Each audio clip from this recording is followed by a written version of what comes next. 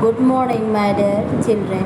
Today I am going to teach you a new chapter from Honeydew. Honeydew consists of a prose, the best Christmas present in the world. This story took place during the Christmas festival in the midst of the war. The lesson reflects upon the desire of soldiers and their families to reunite among themselves and spend time with their families. The chapter narrates the story of an old lady, Connie, who is a wife of a British soldier. She misunderstood her visitor to be her husband and called the reunion as the best Christmas present in the world. Now let's listen me or just enjoy it carefully to know the entire story of the best Christmas present in the world in Hindi for your better understanding.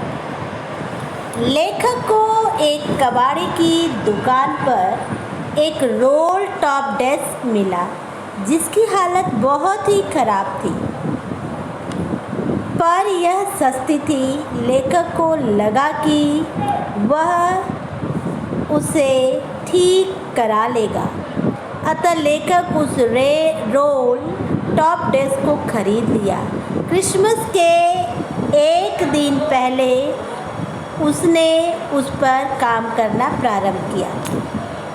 लेखक ने उस desk की दराज बाहर खींची। उसने देखा कि आग और पानी ने उसे बुरी तरह से क्षतिग्रस्त कर दिया था। जिस व्यक्ति ने उसे बेचा था बताया कि वह डेस्कटॉप बहुत पुरानी है और यह 19वीं शताब्दी की थी और ओक से बनी हुई थी। अंतिम दराज लॉक था जिसे खोलने के लिए लेखक को बहुत ज़्यादा शक्ति का प्रयोग करना पड़ा।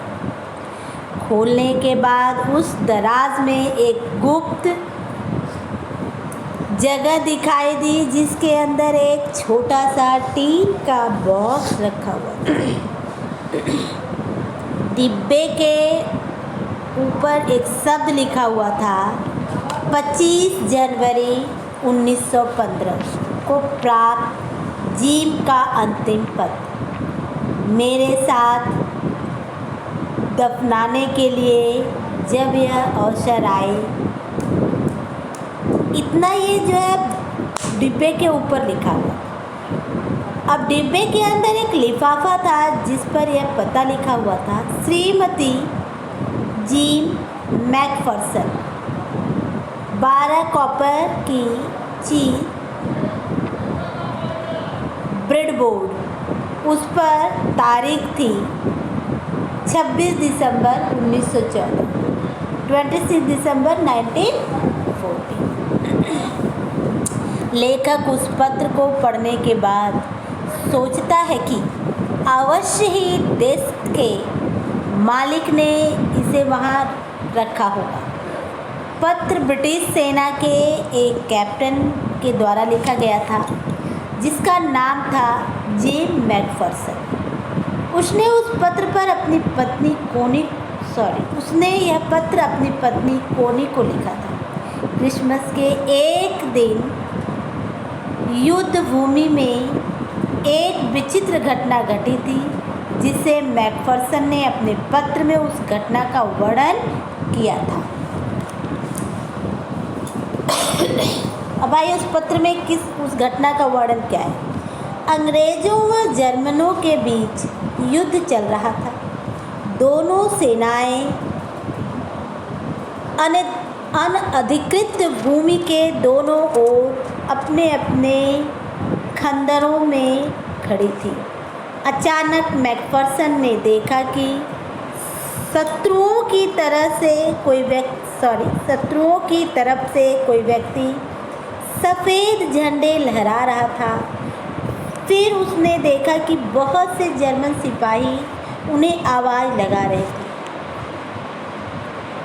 वे अंग्रेज़ सिपाहियों को क्रिसमस की मुबारकबाद दे रहे थे। कुछ अंग्रेज़ सिपाही जवाब में बोले, आपको भी मुबारक हो। अंग्रेज़ों ने समझा कि बात खत्म हुई। उन्हें यह देखकर हैरानी हुई कि बहुत से जर्मन उनकी ओर चले आ रहे थे। कैप्टन डर गया। यह कोई चाल हो सकती थी, पर ऐसा नहीं था। वे अपने साथ डिब्बा बंद गोश्त व शराब लेकर आ रहे थे। वे एक दूसरे को गले लगा रहे थे और अब सिपाही के बीच बंदूक नहीं थी। जर्मन अफसर मैकफर्सन की ओर बढ़ा, बड़े गर्मजोशी के साथ उन्हें गले लगाया। तब जर्मन अफसर ने बताया कि उसका नाम हंस वोल्फ है। बदले में मैकफर्सन ने भी अपना परिचय दिया। उसने बताया कि यह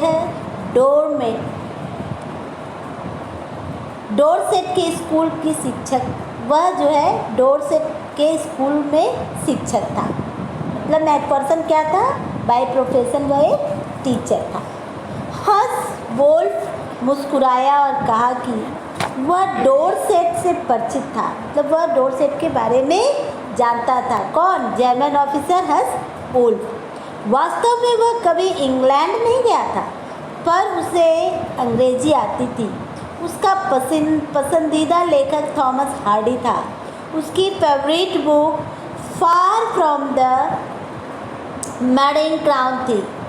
उसी के बुक के द्वारा वह डोरसेट के बारे में सब कुछ जानता था। मैकफर्सन ने हंस वोल्फ के साथ क्रिसमस का केक शेयर किया, जो मैकफर्सन की पत्नी ने मैकफर्सन के लिए क्रिसमस डे पर भेजा था। हंस वोल्फ ने कहा कि इतनी बढ़िया मार्जीपेज उसने इससे पहले कभी नहीं खाई थी। यह एक शानदार क्रिसमस पार्टी थी। तभी कोई सिपाही फुटबॉल ले आया। सैनिक खेलते रहे और मैकफर्सन और हंस वोल्फ तालियां बजाकर सैनिकों का उत्साहवर्धन करते रहे। हंस वोल्फ ने कहा कि यदि युद्ध के स्थान पर समस्याओं का निदान फुटबॉल की मैच से हो जाए तो संसार की स्थिति बेहतर हो जाएगी। फुटबॉल मैच के बाद खाना पीना हुआ और अब अलग होने की बारी थी। हंस वोल्फ ने मैकफर्सन को सलाम किया और अनिच्छापूर्वक धीरे धीरे वहाँ से चला गया।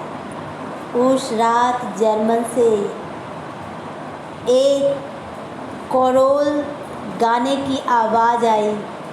उसका जवाब अंग्रेज़ सिपाहियों ने भी एक भड़कती हुई कोरोल गाकर दिया।